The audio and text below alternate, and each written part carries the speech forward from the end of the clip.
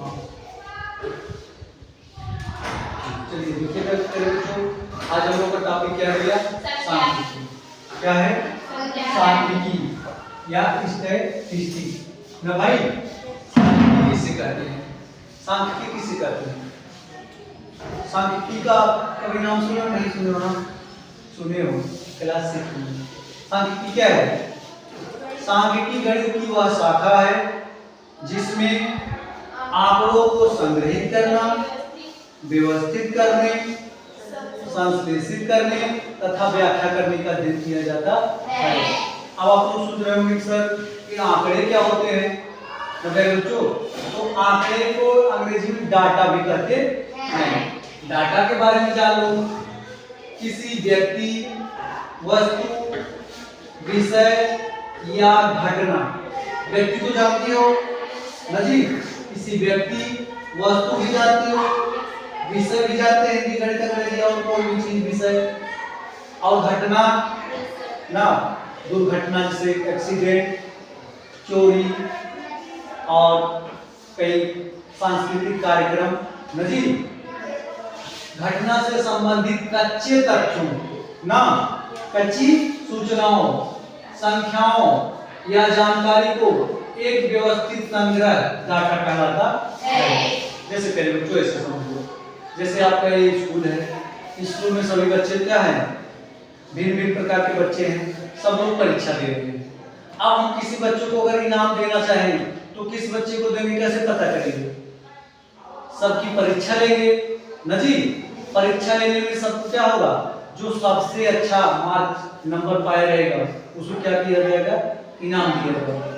उसके लिए क्या करेंगे? पहले बच्चों उसकी परीक्षा लेंगे, परीक्षा लेने के बाद उनकी कॉपी इकट्ठा करेंगे, इकट्ठा करके कॉपी चेक करेंगे, चेक करने के बाद सबका नाम लिख करके रजिस्टर में उनको नंबर देंगे, हर विषय का नंबर देंगे।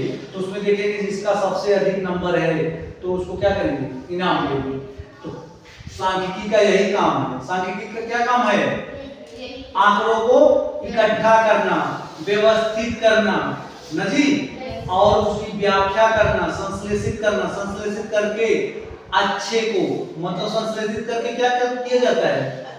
जैसे अच्छे लोगों को क्या किया जाता है? इनाम दिया जाता है, मैन ऑफ द मैच दिया जाता है ना जी। अच्छी चीजों को छांट कर अलग किया जाता है।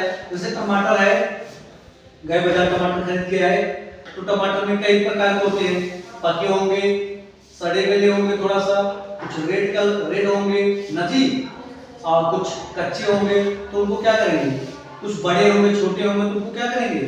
इकट्ठा करके उसको क्या करेंगे? छांटेंगे, संश्लेषित करेंगे, उनको अलग अलग छांटेंगे ना बच्चों, उनकी व्याख्या करेंगे। हाँ ये इतने का बिकेगा, इतने का बिकेगा।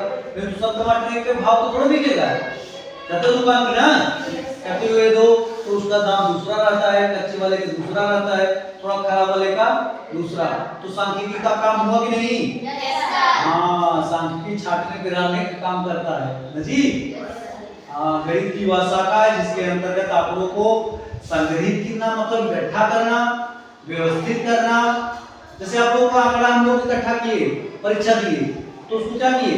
इकट्ठा किए, इकट्ठा करके क्या किए? लाइन से उसका नाम, हर बच्चे का नाम, उसका रोल नंबर, उसका जन्म तिथि, इसके बाद उनका हर विषय में कितने कितने नंबर प्राप्त किए थे। तो बच्चे इतने, लेकिन इकट्ठा करके एक कॉपी में, इतने कॉपी में एक दो पन्ने में जो है उनको सीमित कर दिए, है कि नहीं? हाँ, तो क्या बच्चों आंकड़े भी जान गए ना? किसी व्यक्ति, वस्तु, विषय या घटना से संबंधित कच्चे तथ्यों, संख्याओं या जानकारी को, एक जानकारी का एक व्यवस्थित संग्रह, व्यवस्थित मतलब एकदम व्यवस्थित संग्रह, एक जगह इकट्ठा किया गया संग्रह ना जी। सूचना को, जानकारी को जगह इकट्ठा कर दो तो उसको क्या कहेंगे?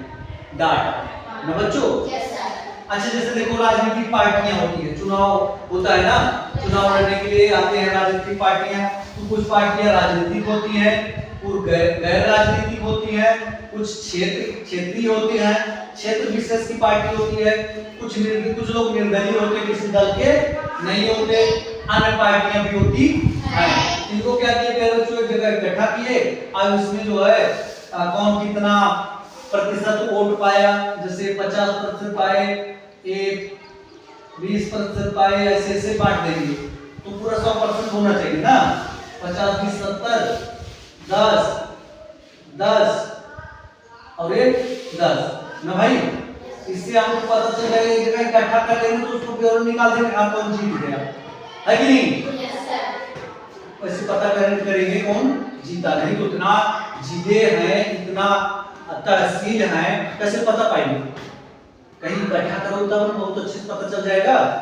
अच्छा ये प्यारे बच्चों आप लोगों के गांव को मान लीजिए साक्षरता है ना, तो देखो प्यारे बच्चों साक्षर और साक्षर पुरुष, पुरुष साक्षर कहां से है, साक्षर निरक्षर ना जी, साक्षर और निरक्षर को ये यहां पर ना जी, साक्षर निरक्षर। अब फिर क्या इधर से बच्चे साक्षर निरक्षर, इधर यहां से लेकर यहां तक स्त्रियां साक्षर और निरक्षर। फिर वो क्या करेंगे, जाएंगे गणना करेंगे कौन कौन पढ़ा लिखा है उसको छाट लेंगे, लिख लेंगे पहले ना जी। उनको क्या करेंगे ऐसे बना करके लिख लेंगे कि भाई इतना पुरुष थे, पुरुष में इतने लोग पढ़े लिखे हैं और इतना बच्चे हैं, इतने लोग पढ़े लिखे हैं, निरक्षर हैं ना जी। आपके भी साक्षर हैं।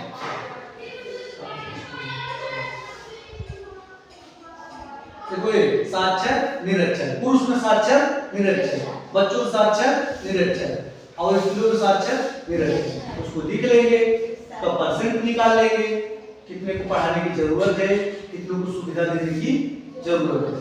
अब प्यारे बच्चों हम लोग आगे देखते हैं, आगे हम लोग क्या क्या पढ़ चुके हैं। आंकड़े व्यवस्थित करना अच्छा में पढ़े हैं, आंकड़ों को आरोही और अवरोही क्रम में रखकर व्यवस्थित करना, बारंबारता निकालना, जैसे बहुत ज्यादा हो संख्या तो उसका बारंबारता निकाल देते हैं ना। जैसे क्लास में 20 बच्चे हैं तो जो है 10-10 नंबर कई बच्चे पाए ना जी, तो क्या करेंगे उसको, जैसे अच्छा 6 में पढ़े हो आप लोग, 10-10 नंबर पाए हैं, अगर मान लीजिए 5 लोग पाए हैं तो 10 वाले के सामने क्या करेंगे ना जी, 10-10 नंबर है, 2 3 4 ऐसे खींच लिए 5 1 2 3 4 ऐसे खींच दिए 5 5 5 10 2 बार ना जी। अच्छा चलो अब उसको बाद में पढ़ाएंगे ना।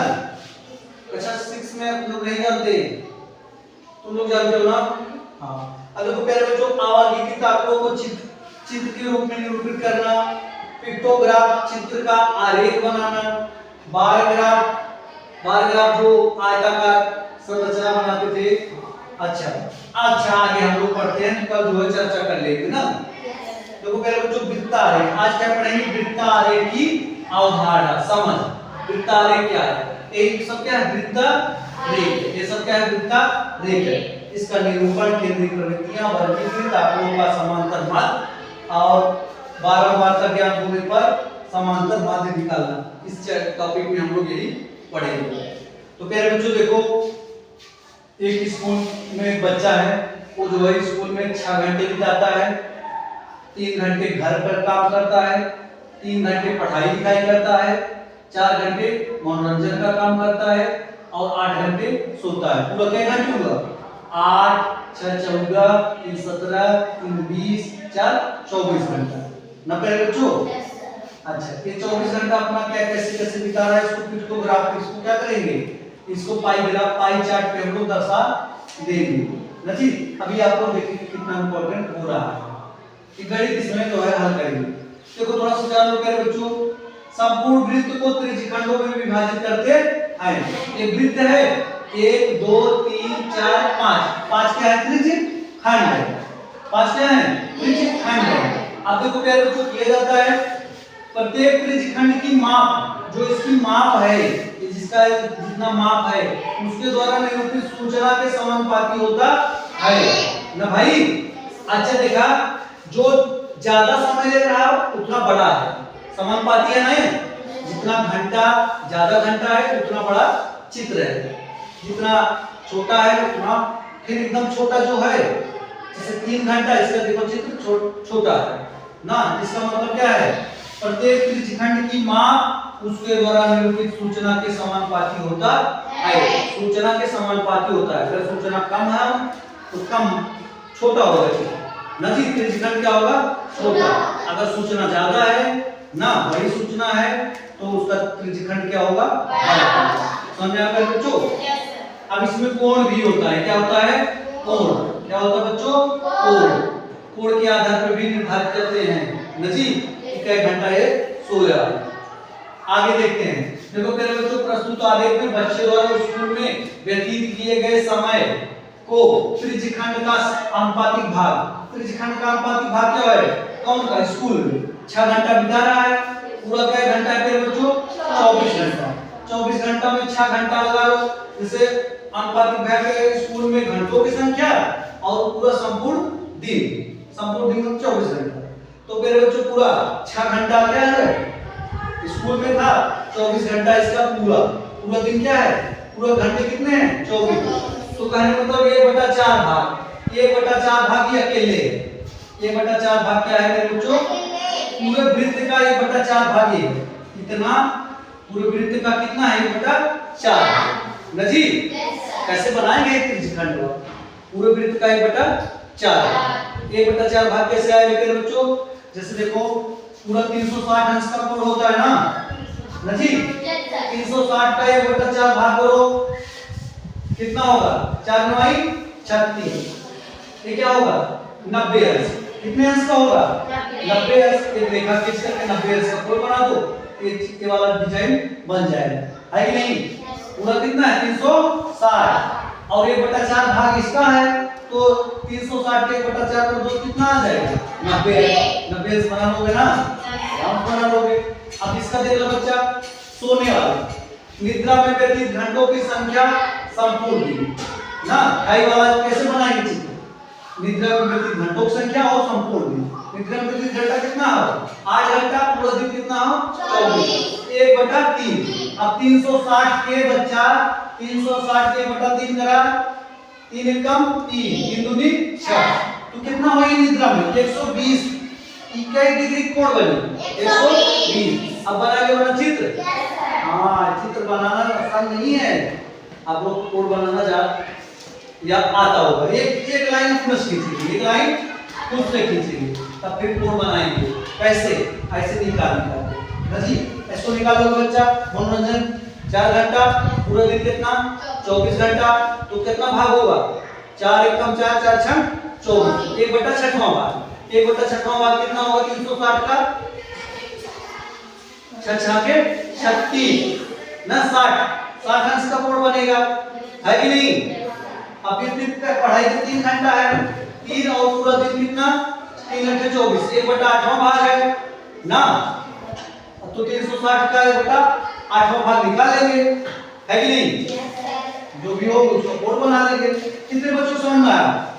अच्छा, इसमें पूछेंगे सबसे ज्यादा समय परसेंट जो है, पिक्चर देख रहे हैं, कोई बच्चे मोबाइल देख रहे हैं, टीवी देख रहे हैं, तो सबसे ज्यादा इस चित्र को देखकर बताओ कि सबसे ज्यादा कौन सी देखा गया है? मनोरंजन और सामग्री ज्यादा देखी है, कार्टून ना, रील्स सब देखा गया। बताओ ज्ञान पर चीजें कितने लोग देख रहे हैं? 5% लोग देख रहे हैं, खाली 5% इसको पढ़ने वाली चीज जो है बहुत कम देख रहे हैं, है कि नहीं? मनोरंजन वाला ज्यादा, खेल वाला 5%, समाचार 25%। तो ज्यादा से ज्यादा कौन देखा जा रहा है?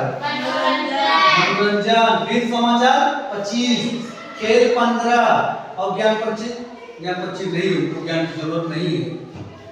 हाँ, ऐसे करते हो ना भाई? सबसे ज्यादा जब तक ये नहीं देखोगे तब तक जो है आपका पूरा विकास सही से नहीं होगा। जब तक आपके पास ज्ञान होगा तो सब कुछ होगा, है कि नहीं?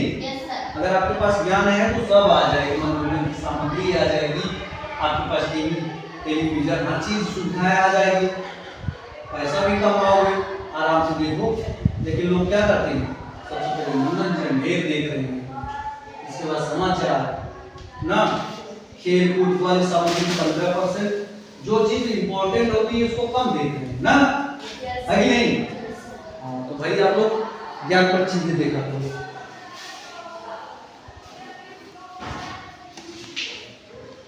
अब समझ में आया सांख्यिकी कितना इंपॉर्टेंट हो रही है ना?